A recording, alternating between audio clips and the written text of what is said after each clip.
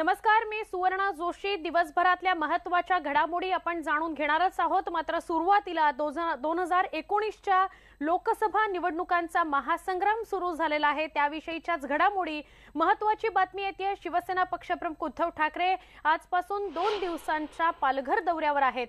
पालघर लोकसभा मतदारसंघातील शिवसेना उमेदवार राजेंद्र राऊत यांच्या प्रचारासाठी मोठी सभा न घेता रोड शो आणि जिल्ह्यातील दुर्गम गावात अनेक चौक सभांचा धडाका उद्धव ठाकरे लावणार आहेत।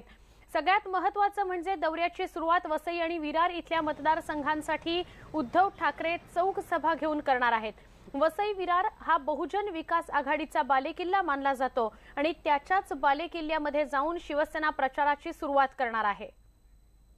आमचे प्रतिनिधी उदय जाधव यांच्याकडून आपण अधिक माहिती घेणार आहोत। उदय, काय सांगाल? मोठमोठ्या सभा न घेता छोटे रोड शो किंवा छोट्या बैठका घेतल्या जाणार आहेत पालघर आणि या सगळ्या परिसरामध्ये उद्धव ठाकरेंकडून काय अपडेट आहे?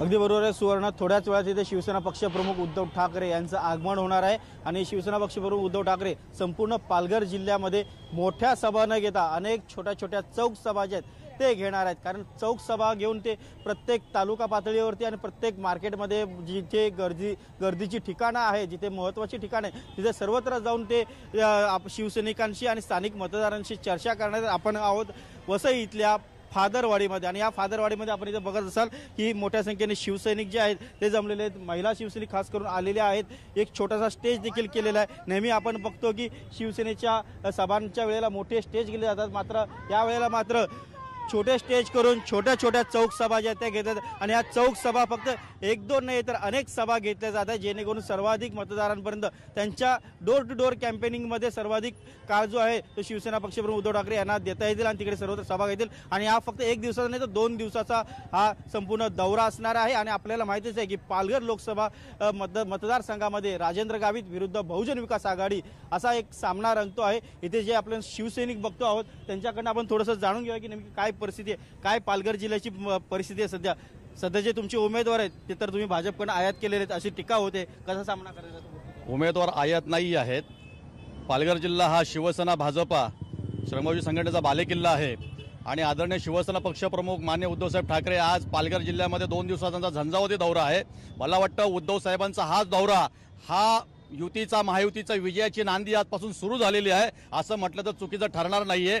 उद्धव साहेबांचा प्रचंड चाहता वर्ग हा पालघर जिल्ह्यामध्ये आहे। पालघर जिल्ह्यामधील मतदार उद्धव साहेबांना मानणारे आहेत, महायुतीला मानणारे आहेत, त्यामुळे कुठली इथली शिट्टी चालणार नाही। इथे फक्त विकासाचा धनुष्य बाणच चालणार आहे, या आपण त्रिवार सत्य कोणी नाकारून चालणार नाहीये।